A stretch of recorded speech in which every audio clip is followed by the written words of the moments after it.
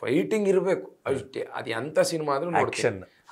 ಬರೇ Darshan sir, Sudeep sir, Duniya Vijay sir, Sai Kumar sir, cycle ಮುಂದೆ ಹಿಂಗೆ ಇಡ್ತಿದ್ದೆ. ಏನಕ್ಕಂದ್ರೆ ಈಗ ದರ್ಶನ್ ಸರ್ ಕಲಾಸಿ ಪಾಳ್ಯ ಅಂತ ಒಂದು ಪೋಸ್ಟರ್, ಆ ಪೋಸ್ಟರ್ ಹಾಕಿರೋನ ಸಿಡಿ ಮೇಲೆ ಟಿವಿ ಹಾಕ್ಬಿಟ್ಟು ಆಂಟನಿ ಸಿಡ್ಲು ಹೊಡೆದು ಆ ಸಿಡ್ಲು ಟಿವಿ ಬಂದು ಬಡಮ್ ವೈರೊಳಗಿಂದ ಬಂದು ಟಿವಿಯಿಂದ ಆಚೆ ಢಡಲ್ ಅನ್ನತ್ತೆ ಅನ್ನೋದು ಒಂದು ನಂಬಿಕೆ. ಎಷ್ಟು ಕಷ್ಟದಲ್ಲಿ ಸಿನಿಮಾ ಮಾಡಿದಾರೆ ನನಗೆ ಗೊತ್ತಿಲ್ಲ.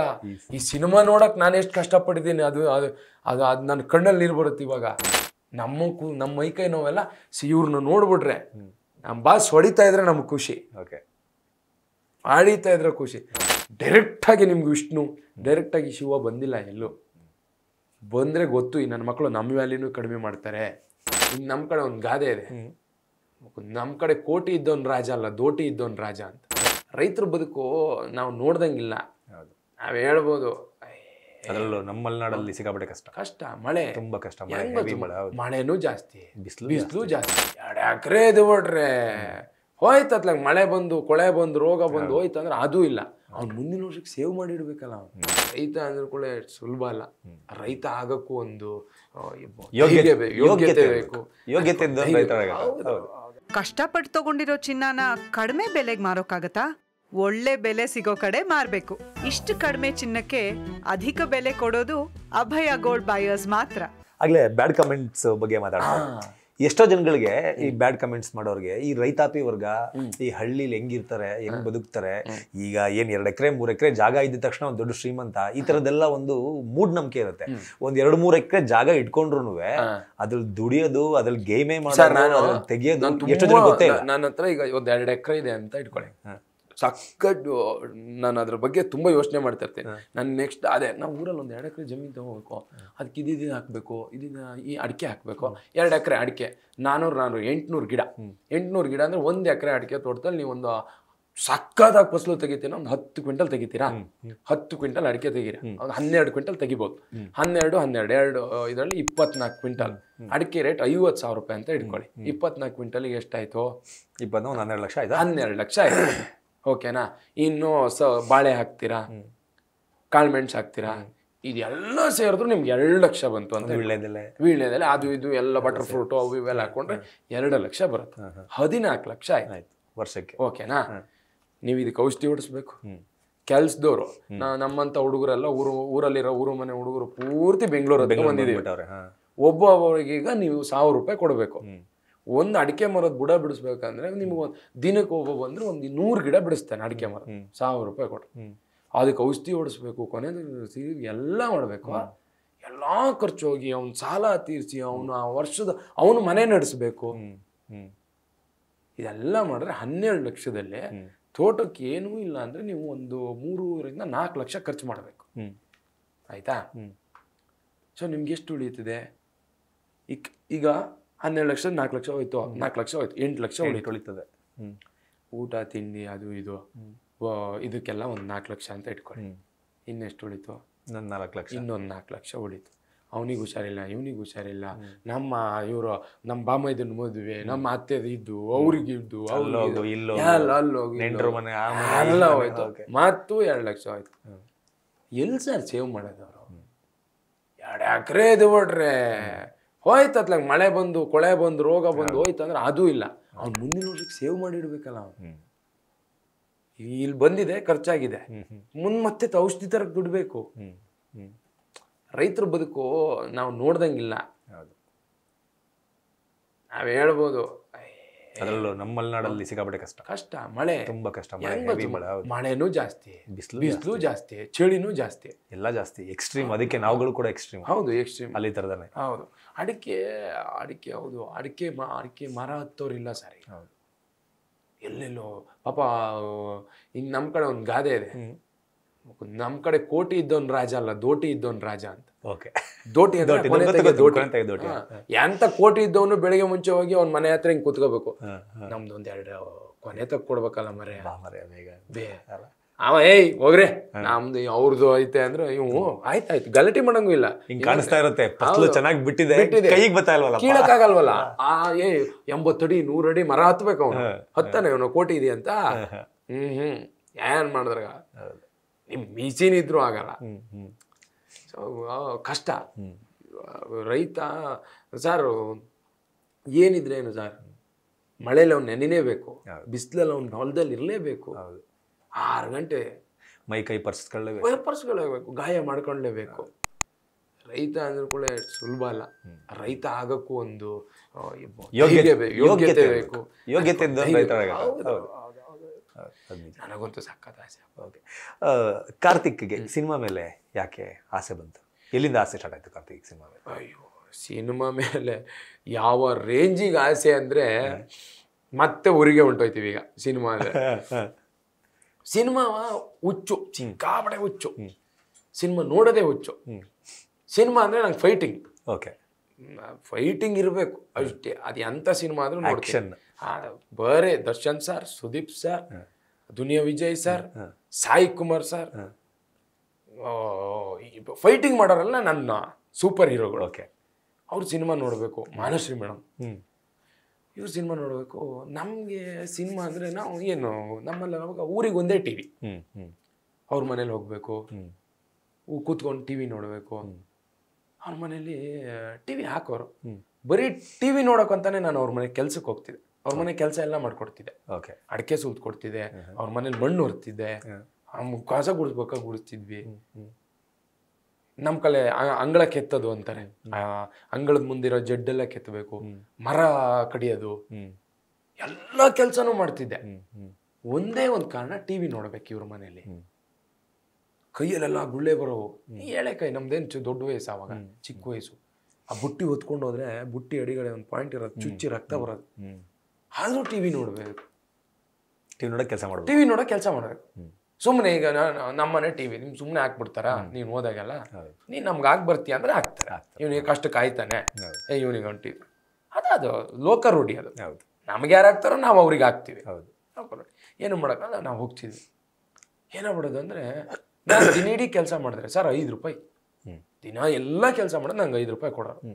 ಆವಾಗ ಒಂದು CD ಕ್ಯಾಸೆಟಿಗೆ 10 ರೂಪಾಯಿ ಬಾಡಿಗೆ ಇರೋದು. ಒಂದಿನಕ್ಕೆ ಈ ಒಂದು ದಿನ 10 ರೂಪಾಯಿ ಬಾಡಿಗೆ. ನಮ್ಮನೆಯಿಂದ ತೀರ್ಥಹಳ್ಳಿ ಅಥವಾ ಇನ್ನೊಂದು ಹಾರೆಗಳಿಗೆ ಅಂತ ಇತ್ತು. ಆ ಹಾರೆಗಳಿಗೆ ನಾವು 4 ಕಿಲೋಮೀಟರ್ ಆಗುತ್ತೇನಾ, ಅಲ್ಲಿ ಎಲ್ಲ ಥರದ ಸಿಡಿನೂ ಸಿಗ್ತಾ ಇಲ್ಲ. ಅಂದ್ರೆ ಎಲ್ಲ ಥರದಂದ್ರೆ ಆ ಥರ ಅಲ್ಲ, ಅದನ್ನೆಲ್ಲ ತಗೊಂಡಾಗ ಬೇರೆ ಮನೇಲಿ ಹಾಕಾಯ್ತದ ಆ ಥರ. ಸೊ ಅಂದರೆ ಎಲ್ಲ ಸಿನಿಮಾ ಸಿಗ್ತಾ ಇರಲಿಲ್ಲ. ಇಲ್ಲಿ ನಾವು ತೀರ್ಥಹಳ್ಳಿಗೆ ಸೈಕಲ್ ಹೊಡ್ಕೊಂಡು ಹೋಗು, ಸೈಕಲ್ ಹೊಡಿ 2 ದಿನ ಇಲ್ಲಿ ಕೆಲಸ ಮಾಡೋರು 10 ರೂಪಾಯಿ ಒಂದು ನೋಟ್ ಕೊಡೋರು, 10 ರೂಪಾಯಿ ಕೊಡೋರು. ನಾವು 10 ರೂಪಾಯಿ ಬೇರೆ ಏನಕ್ಕೆ ಹಾಕೋಬೇಕಲ್ಲ, ಪಿಕ್ಚರಿಗೆ ಹಾಕೋದು. ನಾನು ಯಾರೇನಾರು ಅನ್ಕೊಂಡು ನಾನು ಬಜ್ಜಿ, ನಾನು ತಾಲೇನೆ ಕೆಡ್ಸ್ಕೊಂತಿಲ್ಲ. ಪಿಕ್ಚರ್ ಸೈಕಲ್ ತೊಳ್ಕೊಂಡು ಹೋಗು, ಅಲ್ಲಿ CD ತಗೋ. ಎಷ್ಟು ದೂರ? 14 ಕಿಲೋಮೀಟರ್ ಒಂದು ಸೈಡ್. ಶಾಬಾಷ್. ಸೈಕಲ್ ಹೊಡ್ಕೊ ಹೋಗು, CD ತಗೋ. CDನ ಸೈಕಲ್ ಮುಂದೆ ಹಿಂಗೆ ಇಡ್ತಿದ್ದೆ. ಏನಕ್ಕಂದ್ರೆ ಈಗ ದರ್ಶನ್ ಸರ್ ಕಲಾಸಿಪಾಳ್ಯ ಅಂತ ಒಂದು ಪೋಸ್ಟರ್, ಆ ಪೋಸ್ಟರ್ ಹಾಕಿರೋನ CD ಮೇಲೆ. ನಂಗೆ ಅದು ನೋಡ್ಬೇಕು. ಸೈಕಲ್ ಅದನ್ನ ಮುಂದೆ ಇಟ್ಟು ಸೈಕಲ್ ತುಳಿಯಕ್ಕೆ ಜೋಶು. ಓಕೆ, CD ನಿಂಗೆ ಸಿಕ್ಕಾಕೊಂಡು ಅದನ್ನ ನೋಡ್ಕೊಂಡು ಸೈಕಲ್ ತುಳಿ ಬಾ ಬಂದಿಲ್ಲ ಹಾಕಿದ್ರೆ ಸರ್, ಸಿಡ್ಲು, ಮಳೆ, ಮೋಡ. ನಮ್ಮಲ್ಲಿ ಒಂದು ನಂಬಿಕೆ, ಆಂಟೆನಾಗೆ ಸಿಡ್ಲು ಟಿವಿ ಹಾಕ್ಬಿಟ್ಟು ಆಂಟೆನೆ ಸಿಡ್ಲು ಹೊಡೆದು ಆ ಸಿಡ್ಲು ಟಿವಿ ಬಂದು ಬಡಮ್ ವೈರೊಳಗಿಂದ ಬಂದು ಟಿವಿಯಿಂದ ಆಚೆ ಢಡಲ್ ಅನ್ನತ್ತೆ ಅನ್ನೋದು ಒಂದು ನಂಬಿಕೆ. ಟಿವಿ CD ತಗೋ ಹೋದಾಗೆಲ್ಲ ಮೋಡ ನಮ್ಮೂರಲ್ಲಿ. ನಮ್ಮ ಮನೆ ಬರನೇ ಚೆನ್ನಾಗಿರಲ್ಲ. ಅವ್ರು ಹಿಂಗೆ ಬಂದು, ತಮ್ಮ ಬೇಡ ಕಣ, ಇವತ್ತು ಮಳೆ ಬರಂಗದೆ, ಟಿವಿ ಹಾಕಿದ್ರೆ ಬೈತಾರ ಕಣ. ಸಾರ್ 2 ದಿನ ಕೆಲಸ ಮಾಡಿರೋ ದುಡ್ಡು ಇದು 10 ರೂಪಾಯಿ. ಇದು ಬರೀ CD ಅಲ್ಲ, ಇದು ಬರೀ ಇವರು ಸಿನಿಮಾ ಮಾಡಿದಾರಲ್ಲ, ಎಷ್ಟು ಕಷ್ಟದಲ್ಲಿ ಸಿನಿಮಾ ಮಾಡಿದಾರೆ ನನಗೆ ಗೊತ್ತಿಲ್ಲ. ಈ ಸಿನಿಮಾ ನೋಡಕ್ ನಾನು ಎಷ್ಟು ಕಷ್ಟಪಟ್ಟಿದ್ದೀನಿ, ಅದು ಅದು ಅದು ಅದು ನನ್ನ ಕಣ್ಣಲ್ಲಿ ನೀರು ಬರುತ್ತೆ. ಇವಾಗ 28 ಕಿಲೋಮೀಟರ್ ಸೈಕಲ್, 28 ಕಿಲೋಮೀಟರ್ ಸಾಯಲಿ ಸರ್. ಅದು ಹುಡುಗರು ಏಜಲ್ಲಿ ಹೊಡಿತೀವಿ. ಅದೇ ಏಜಲ್ಲಿ ನಮ್ಗೇನು ಅವಾಗ ಒಂದು 11 ವರ್ಷ ಅಲ್ಲ, ಒಂದು 15 ವರ್ಷ ಅಂತ ಇಟ್ಕೊಳ್ಳಿ. 15 ವರ್ಷಕ್ಕೆ ನೀವು ಬೆಳಗ್ಗೆಯಿಂದ ಸಾಯಂಕಾಲ ತನಕ ಒಂದು ದೊಡ್ಡ ಗಣಸು ಮಾಡೋ ಕೆಲಸ ನಾವು ಮಾಡ್ತಿದ್ವಲ್ಲ, ಅದ್ರ ಮೈಕೈ ನೋವು. ಒಂದು ಸಿನಿಮಾ 3 ಗಂಟೆ, ದರ್ಶನ್ ಸಾರು, ಸುದೀಪ್ ಸಾರು, ಇವ್ರು ನೋಡ್ಬಿಟ್ರೆ ಆ ಮೈಕೈ ನೋವೆಲ್ಲ ಹೋಗ್ಬಿಡೋದು. ನಮ್ಗೆ ಅವಾಗೇನು ಎಣ್ಣೆ ಹೊಡಿತಿರ್ಲಿಲ್ಲ, ಬೀಡಿ ಹೊಡಿತಿರ್ಲಿಲ್ಲ. ನಮ್ಮ ಮೈಕೈ ನೋವೆಲ್ಲ ಇವ್ರನ್ನ ನೋಡ್ಬಿಟ್ರೆ, ನಮ್ಮ ಬಾಸ್ ಹೊಡಿತಾ ಇದ್ರೆ ನಮ್ಗೆ ಖುಷಿ. ಓಕೆ, ಆಡಿತಾ ಇದ್ರೆ ಖುಷಿ. ನಾನಂತೂ Darshan sir Sudeep sir cinema 20 ಸತಿ ನೋಡಿದ್ದು ಉಂಟು, ಅದೇ ದುಡ್ಡು ಕೊಟ್ಬಿಟ್ಟು. Okay okay. ಅಷ್ಟು ಕಷ್ಟಪಟ್ರೆ ಸಿನಿಮಾ ಸಾರ್ ಆ ಕ್ಯಾಸೆಟನ್ನ ಅವ್ರು ಟಿವಿ ಹಾಕಲ್ವಲ್ಲ, ಬೆಳಿಗ್ಗೆಯಿಂದ ಸಂಜೆ ತನಕ ಕ್ಯಾಸೆಟ್ ನೋಡು ಸರ್. ಸ್ಕೂಲ್ಗೆ ಹೋದ್ರೆ ಬುಕ್ ಒಳಗೆ ಹಾಕೊಂಡು ಹೋಗು, ಬೆಲ್ ಹೊಡಿತು ಅಂದ್ರ ಕೂಡ ಕ್ಯಾಸೆಟ್ ನೋಡು. ಏನ್ ನೋಡು ಬರೀ ಪೋಸ್ಟ್ರು. ಈ 50 ಸತಿ ನೋಡ್ರು ಅಷ್ಟೇ ಅದು. ಅದನ್ನ ನೋಡೋದೇ ಖುಷಿ ಸರ್ ನಾನು. ಓಕೆ. ಆಮೇಲೆ ತಗೊಂಡೋಗಿ ವಾಪಸ್ ಕೊಡ್ತೀವಿ. ಅಣ್ಣ CD ನೋಡಿಲ್ಲ, ಇವತ್ತು ತಗೊಂಡು ಹೋಗ್ಲ. ಈ ಬೇರೆಯವ್ರು ಕೇಳಿದಾರ ಕಣ, ಕೊಡು ಬಾಡಿಗೆ ಕೊಡು. ಕಣ್ಣಲ್ಲಿ ನೀರು ಹಾಕೊಂಡು ವಾಪಸ್ ಬರ್ತಿದ್ವಿ ಸರ್. ನಾನು ಅವತ್ತು 10 ರೂಪಾಯಿಗೆ ಏನೋ ತಿಂದಿದ್ರು, ಒಂದು ಎಗ್ ರೈಸು ಒಂದು ಕಬಾಬು 2 ಬರೋ 10 ರೂಪಾಯಿಗೆ ತಿಂದು ಹೊಟ್ಟೆನಾರು ತುಂಬೋದು. ಪಿಕ್ಚರು ನೋಡಲ್ಲ, ಈ ಕಡೆ ದುಡ್ಡಿಗೆ ತಿಂದೂ ಇಲ್ಲ, ಹಂಗೆ ಕೊಟ್ರು. ಅಲ್ಲಿಂದ ಸಿನಿಮಾ ನೋಡೋಕೆ ಸ್ಟಾರ್ಟ್ ಮಾಡಿದವ್ರು ನಾವು. ಸಿನಿಮಾ ಆಕ್ಟರ್ ಆಗಬೇಕು ಅನ್ಸಿದ್ದೆ ಅವಾಗ. ಹೇಳ್ತೀನಿ ಇದ್ರದ್ದು ಸಿನಿಮಾ ಅಲ್ಲಿಂದ ಸ್ಟಾರ್ಟ್ ಆದರೆ ನಮಗೆ TV ಹಾಕೋಕೆ ಮುಜುಗರ ಪಟ್ಟು, TV ಹಾಕೋಕೆ ಗೋಳಾಡಿಸ್ತವ್ರು. ಕೆಲವ್ರು ಹಾಕಿದ್ದಾರೆ, ಕೆಲವ್ರು ಹಾಕಿಲ್ಲ. ಹಾಕದೇ ಇರೋರ ಹೆಸರು ಬೇಡ, ಹಾಕ್ದವ್ರ ಹೆಸರು ಬೇಡ, ಇರಲಿ. ಹಾಕ್ದವರು ಚೆನ್ನಾಗಿದ್ದಾರೆ. ಇವತ್ತು ಅವ್ರು 2 ಮನೆ ಟಿವಿಲೂ ನೀವು ಬರ್ತೀರಾ? ಎಲ್ಲರೂ ಟಿವಿಲೂ ನಾವೇ ಬರ್ತೀವಿ. ನಮ್ಮ ಕಾರ್ತಿಕ್ ಬರ್ತಾನೆ ಬರುತ್ತೆ ಹಾಕು ಅಂತ. ಅವತ್ತು ಅವರ ಮೂಢನಂಬಿಕೆ ಅಷ್ಟೇ. ಮೋಡ ಮಳೆ ಬಂದ್ರೆ TV ಹೋಗುತ್ತೆ. ಆಮೇಲೆ ನಮಗೆ ಗೊತ್ತಿರಲ್ಲ, ನಾವು ಎಷ್ಟೊತ್ತಿಗೂ ಅವ್ರ ಮನೇಲೆ ಕೂತ್ಕೊಂಡು ಹಿಂಗೆ TV ನೋಡ್ತಾ ಇರ್ತಿದ್ವಿ. ಅವ್ರ ಪರ್ಸನಲ್ ಲೈಫಿಗೆ ಇದೇ ಇಲ್ವಲ್ಲ ಸರ್.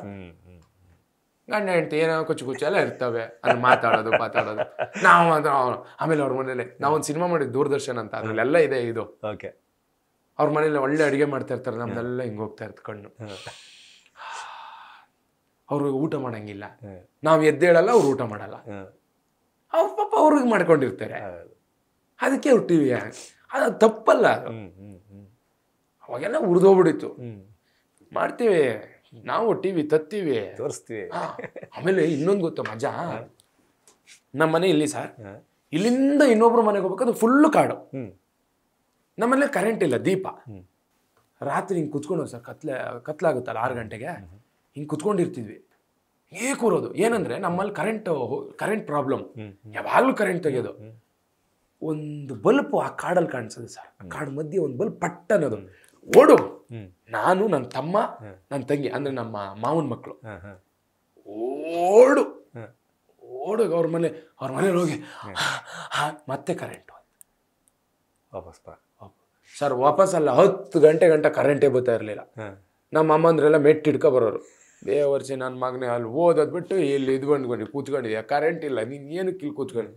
ನಾವು ಅವ್ರನ್ನೆಲ್ಲ ಎಂಟರ್ಟೈನ್ ಮಾಡಿಕೊಂಡು, ಅವ್ರ ಮನೆಯವರಿಗೆಲ್ಲ ಕತೆ ಹೇಳ್ಕೊಂಡು, ಅವ್ರ ಮನೆಯವ್ರನ್ನೆಲ್ಲ ನಗಿಸ್ಕೊಂಡು, ಕರೆಂಟ್ ಈಗ ಬರ್ತದೆ. ಕೇಬಿರಿಗೆ ಅವು ಫೋನ್ ಮಾಡೋಂಗೂ ಇಲ್ಲ. ಇವಾಗ ಕರೆಂಟ್ ಎಷ್ಟೊತ್ತಿಗೆ ಬರ್ತದೆ ಅನ್ಬೋದು, ಅವಾಗ ಫೋನು ಇರಲಿಲ್ಲ.